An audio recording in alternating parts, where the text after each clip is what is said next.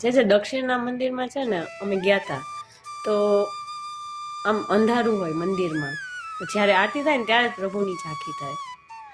અને આપણે આ બાજુ દક્ષિણ સિવાયની બાજુ લગભગ મંદિરોમાં લાઇટો ને એવું હોય છે. અને આરતી તો અહીંયા આરતીનો શું ભાવ, કાંઈ સમજાણું નહીં. અને ત્યાં આરતીની અનુભૂતિ જ અલગ હોય છે. આમ એકદમ પ્રભુની સુંદર ઝાંખી થાય. અને અહીંયા આરતીનો અનુભૂતિ નથી એટલી હોતી. એનું શું કારણ? સૌથી પહેલા તો તારા ઉપર કૃપા થઈ કે તને એવા ઠાકોરજીના અલૌકિક દર્શન થયા આરતી થકી. મૂળ વાત કરીએ તો આરતી શબ્દ જ ભક્તિનો છે. કારણ કે રતિ એટલે સ્નેહ, જે શુદ્ધ સ્નેહ છે, જેમાં કોઈ સ્વાર્થ નથી, લોભ નથી, ક્રોધ નથી.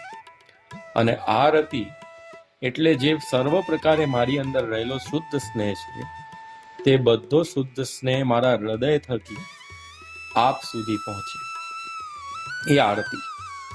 માટે આરતી કોઈ કર્મકાંડ નથી, આરતી કોઈ જ્ઞાન નથી, આરતી તો શુદ્ધ ભક્તિનો પ્રકાર છે. તો આ આરતી પુષ્ટિ માર્ગમાંથી બહુ વિશેષ કરીને ફલાત્મક માની છે. કારણ કે હૃદયમાં જો પ્રભુ પ્રત્યે આવી આરતી પ્રગટ થઈ જાય તો તેને તો ફલ માનવી જોઈએ કે નિત્ય તમારા હૃદયમાં પ્રભુનો આવેશ થયો છે, તો જ આ પ્રકારની રતિ ઉત્પન્ન થઈ શકે.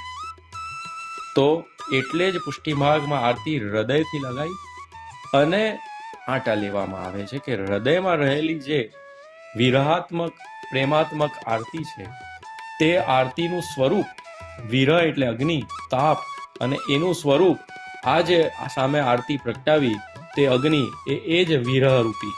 અને તે અગ્નિ વિરહ રૂપી પ્રેમ રૂપી જ્યારે પ્રભુના સ્વરૂપ પર એને જોવાનું માધ્યમ બને છે, એના દર્શન કરવાનું, તો એ પ્રભુના જે આવા વિરહ અને પ્રેમ રૂપી વિરહાત્મક અગ્નિ સાથે જ્યારે પ્રભુના દર્શન થાય છે, તે સ્વરૂપના દર્શન જ અલગ હોય છે.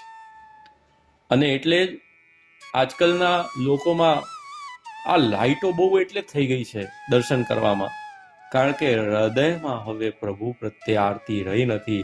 જે આરતીથી સામે એટલો વિરહ અનુભવ થાય અને એવો પ્રકાશ પડે કે પ્રભુના સ્વરૂપ પર કે પ્રભુના અલૌકિક દર્શન થાય.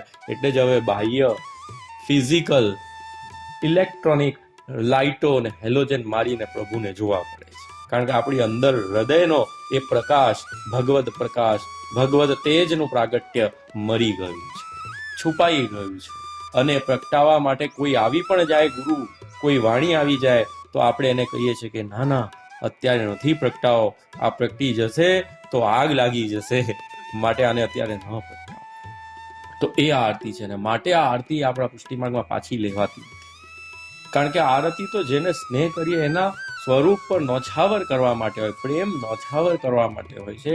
પ્રેમ લેવા માટે નથી કરતા, પ્રેમ આપણે કંઈક સ્વાર્થ ઉભો કરવા માટે કોઈને નથી કરતા.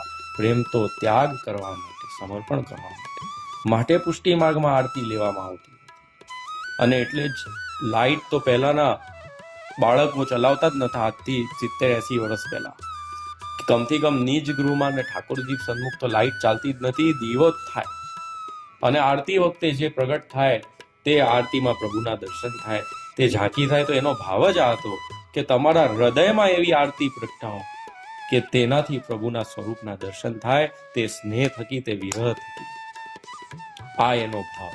અને દક્ષિણમાં આજે પણ આ પરંપરા જાળવી રાખી છે, જેના કારણે કોઈક ભક્તો જ્યારે દર્શનાર્થીઓ જાય તો એમાં કોઈકના પર જ્યારે કૃપા થવાની હોય તો એ જીવ પર જેમ તને દર્શન થાય ત્યારે એને જે ઝાંકી પ્રભુની થાય, એ ઝાંકી તો એટલી અદ્ભુત, કારણ કે તારા હૃદયના વિરહાત્મક અગ્નિ રૂપે, પ્રેમ રૂપે થાય છે, નહીં કે કોઈ તારી આંખો થકી, નહીં કે કોઈ હેલોજન લાઇટ થકી.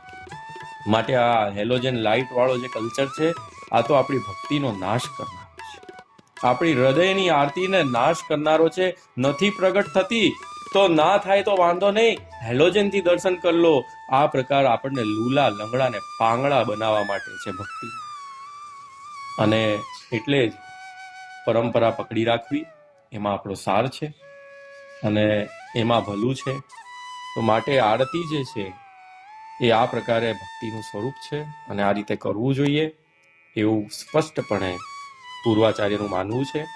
આરતીને મંગલ કીધી છે કે 4 આરતી કરવી જ જોઈએ દિવસમાં પ્રભુને. 4 આરતી તો કમથી કમ કરવી જોઈએ જેનાથી મંગલ થાય છે. 3 પ્રકારે મંગલ થાય છે. આ જગતમાં મંગલ થાય છે, આધ્યાત્મિક મંગલ થાય છે અને આધિદૈવિક મંગલ થાય છે. અને આરતી જો ન કરી શકો તો હાથમાં પુષ્પ લઈને, શ્રી ગોપીનાથ પ્રભુચરણ શ્રી ગુસાઈજી સેવા વિધિ શ્લોકી માર્ગને કહે કે હાથમાં પુષ્પ લઈને આરતીના સમયે તમારે ચરણારવિંદમાં પુષ્પ પધરાવવા જોઈએ અને પછી એ પુષ્પ વડા કરી. તો પુષ્પાંજલિ પણ સમર્પણ કરી શકો છો. આરતી 4 સમયની તો 4 પુષ્પાંજલિ દિવસમાં આરતીના ભાવથી સમર્પિત કરવી જોઈએ.